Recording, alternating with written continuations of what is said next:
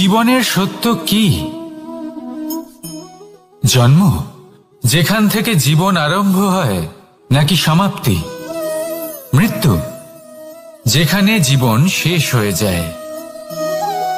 জীবনের সত্য এটা নয়, সব কিছু এটা নয়। ভালো করে ভেবে দেখলে কিছুই যায় আসে না যে আপনার জন্ম কোথায় হয়েছে, কিভাবে হয়েছে। এতেও কিছু যায় আসে না যে আপনার মৃত্যু কোথায় হবে, কিভাবে হবে। যায় আসে তখন গুরুত্বপূর্ণ হলো এটাই, যে জীবন আপনি যাপন করেছেন তার উদ্দেশ্য কি ছিল, কি ভাবনা নিয়ে আপনি বেঁচেছেন। এখন যদি আপনি এমন কিছু করেন যার দ্বারা এই সংসার আপনার থেকে জীবন যাপনের প্রেরণা পেতে পারে, মৃত্যুর পরেও আপনার কর্ম দেখে তা স্মরণ করে জীবনে বাঁচতে শেখেন, তাহলে তার তাৎপর্য হলো আপনি নিজের কর্মের দ্বারা, নির্বাচনের দ্বারা অমর হয়ে গেছেন।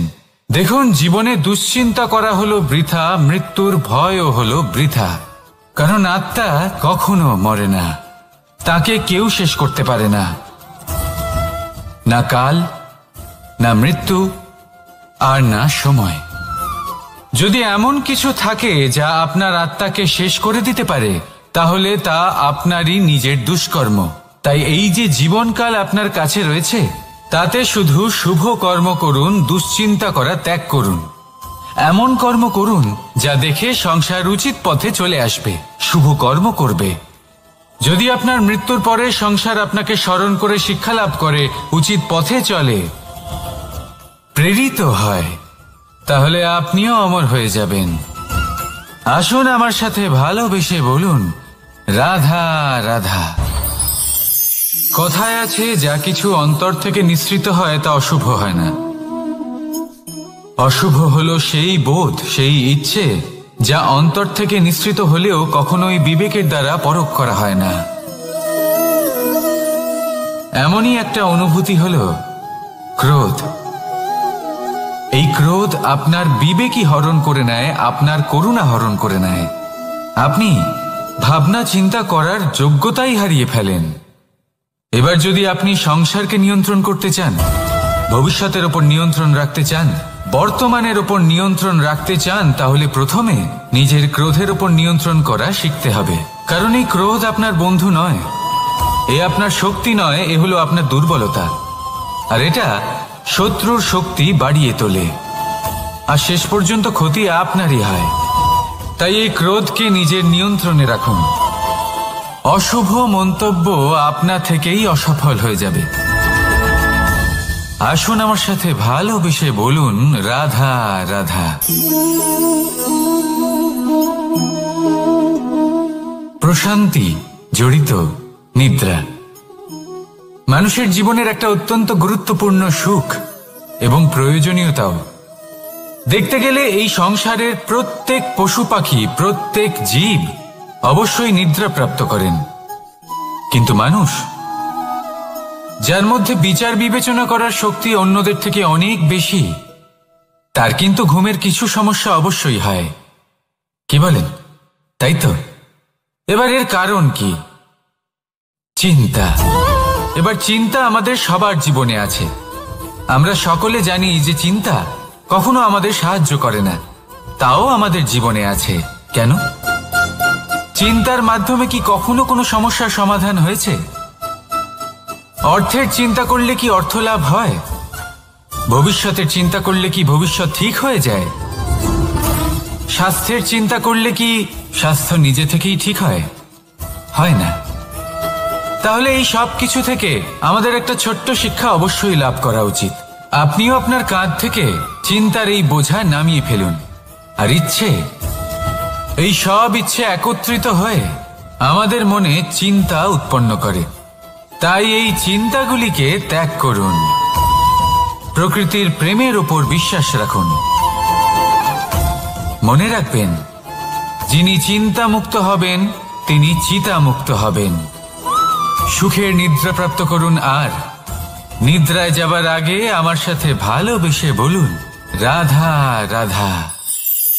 মহাদেব, সেই দেবতা যিনি মহান, যাকে দেবতাদের দেবতা বলা হয়, যিনি হলেন আমার আরাধ্য, কখনো আপনার মনে এই প্রশ্ন এসেছে যে শিবকেই কেন মহাদেব বলা হয়, অন্য কোনো দেবতাকে কেন বলা হয় না?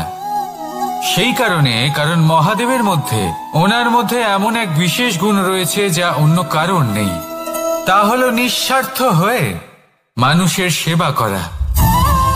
যদি প্রয়োজন পড়ে, যদি সৃষ্টির পথে বিনাশের কালো মেঘ ছেয়ে থাকে, তখন নিজের প্রাণের চিন্তা না করে হলাহল পান করার জন্য প্রস্তুত থাকেন মহাদেব। আর এই অদ্বিতীয় ত্যাগের জন্যই শিবকে মহাদেব বলে ডাকা হয়।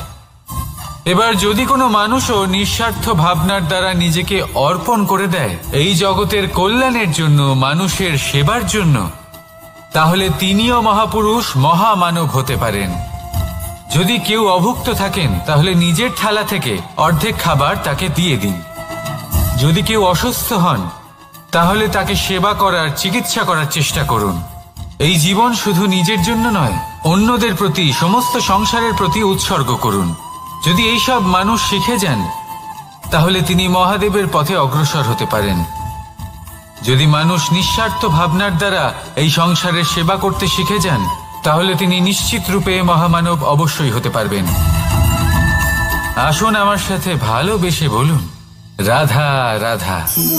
স্বর্ণ, হিরে, মুক্ত, মানিক, এই সব কিছুকে আগে পাথর বলা হতো। তাহলে এমন কি হলো যে এদের রত্ন বলা হয়? আর রত্ন তা বাস্তবে আসলে কি? এটা হলো সেই পাথর যাকে আগে আগুনের তাপ সহ্য করতে হয়েছে, পরখ করা হয়েছে, যাচাই করা হয়েছে, এদের কাটার চেষ্টা করা হয়েছে, কিন্তু তারা কখনোই নষ্ট হয়নি, বরং তারা আরো উদ্ভাসিত হয়েছে, আরো উজ্জ্বল হয়েছে, এই সংসারে আরো প্রকাশ ছড়িয়ে দিয়েছে।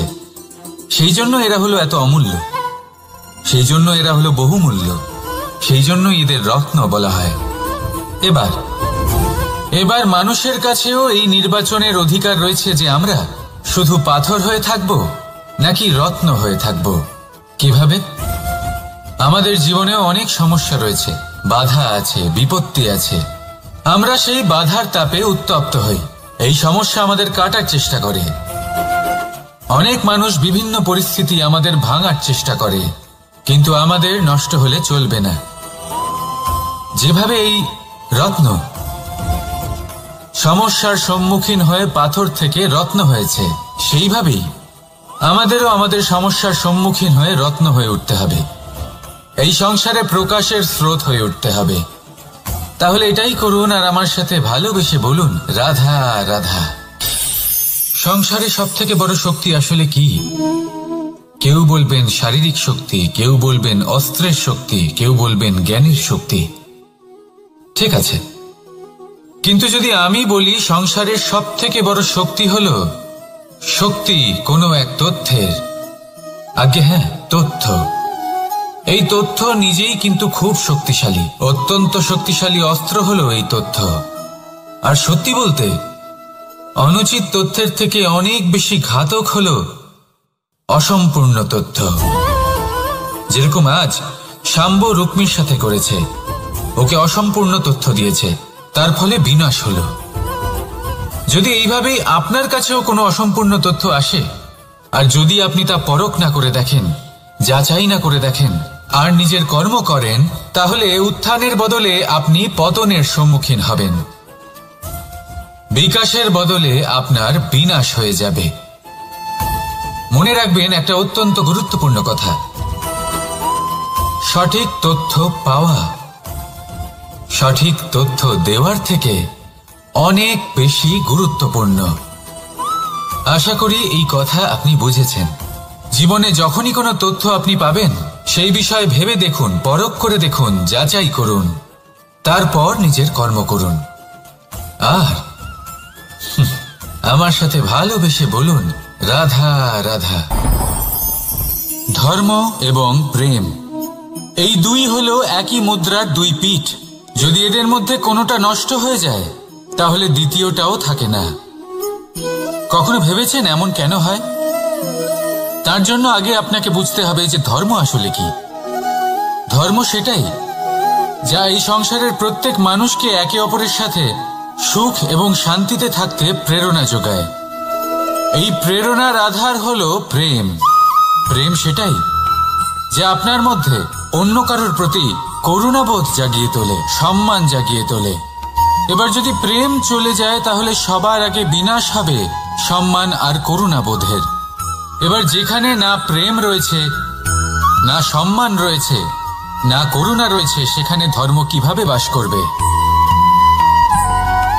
অশুভ ইচ্ছে জাগ্রত হয়ে ওঠে, ক্রোধ জাগ্রত হয়ে ওঠে, অহংকার জাগ্রত হয়ে ওঠে, আর তারপর আরম্ভ হয় অধর্মের। তাই যা যা ভাবনা আপনার অন্তরে প্রবেশ করছে করতে দিন, কিন্তু যাই হোক না কেন এই প্রেমকে নিজের থেকে দূরে যেতে দেবেন না। এই প্রেমকে চিরকাল নিজের কাছে রাখুন, নিজের হৃদয়। আর এই প্রেম ভাব নিয়ে বলুন, রাধা রাধা। মানুষের জীবনে উন্নতি লাভ করার জন্য 3টি স্তম্ভের প্রয়োজন হয়। প্রথম স্তম্ভ শিক্ষা। এই শিক্ষা আমাদের জ্ঞান প্রদান করে। দ্বিতীয় স্তম্ভ ব্যবসা, যার দ্বারা আমরা ধন উপার্জন করি। তৃতীয় স্তম্ভ হলো আমাদের ঈশ্বর, আমাদের ইষ্ট। এনার সাথে যদি আমরা জুড়ে থাকতে পারি তাহলে এমন একটা মানসিক বল আপনি লাভ করবেন যেটা এই সংসারে আর কোথাও পাওয়া সম্ভব নয়। কিন্তু মানুষ অনেক সময় জীবনে এই 3টি স্তম্ভ লাভ করা সত্ত্বেও সামনে অগ্রসর হতে পারেন না। তখনও জীবনে কঠিন পরিস্থিতি আসতেই থাকে। এমনটা ঠিক কেন হয়? কারণ সে জীবনে এই 3টি স্তম্ভ লাভ করে নেয়, জীবনে প্রয়োগও করে, কিন্তু তার ভিতের কথা সে ভুলেই যায়। যেমন প্রথম স্তম্ভ অর্থাৎ শিক্ষা। এই শিক্ষার আধার হলো শুভ চেতনা। যদি অন্তরে শুভ চেতনা না থাকে তাহলে এই শিক্ষার কোনো গুরুত্ব থাকে না। দ্বিতীয় স্তম্ভ ব্যবসা। পরিশ্রম করে উপার্জন করতে হবে, এই কথাটা আমরা সবাই জানি এবং সবাই চেষ্টাও করি। কিন্তু ব্যবসা করতে করতে আমরা এটা ভুলে যাই আমাদের ব্যবহার কেমন হয়ে পড়েছে। এই ব্যবহার যদি শুভ হয় তাহলে আমাদের উপার্জন আস্তে আস্তে একটা স্থির জায়গায় এসে পৌঁছবে। এবং তৃতীয় স্তম্ভ আমাদের ভগবান। যদি ওনার স্মরণে আপনি যেতে চান তাহলে তার পূর্বে নিজের মা বাবাকে সেবা করুন, তাদের যত্ন করুন, তাদেরকে ভালোবাসুন, কারণ ওনারাই হলেন এই সংসারে আপনার সবথেকে বড় ইষ্ট। তাহলে 3 স্তম্ভের সাথে সাথে তাদের আধারকেও নিজের জীবনে প্রাধান্য দিন। কোনো সমস্যা আসবে না, জীবনে একের পর এক উন্নতি করবেন এবং এই মন প্রসন্ন হয়ে বলবে রাধা রাধা। সুখ, দুঃখ এবং শক্তি, এই 3 হলো এই সংসারের ত্রিদেবের মতো। আমাদের জীবনে যা কিছু ঘটছে এই 3টির ভিত্তির উপরেই হচ্ছে। আসলে এই সংসারের একটা নিয়ম আছে, যখনই আপনি কিছু লাভ করেন এই সংসার আপনার পরীক্ষা নেয়। এটা জানার জন্য আপনার পরীক্ষা নেয় যে আপনি যা কিছুই লাভ করেছেন আপনি কি আদৌ সেটার যোগ্য কিনা। ঠিক সেইভাবেই এই সুখ, দুঃখ এবং শক্তি আপনার পরীক্ষা নিয়ে থাকে। যখন সুখ আসে তখন সে আপনার পরীক্ষা নেয় যে আপনার মধ্যে অহংবোধ জাগ্রত হয়নি তো।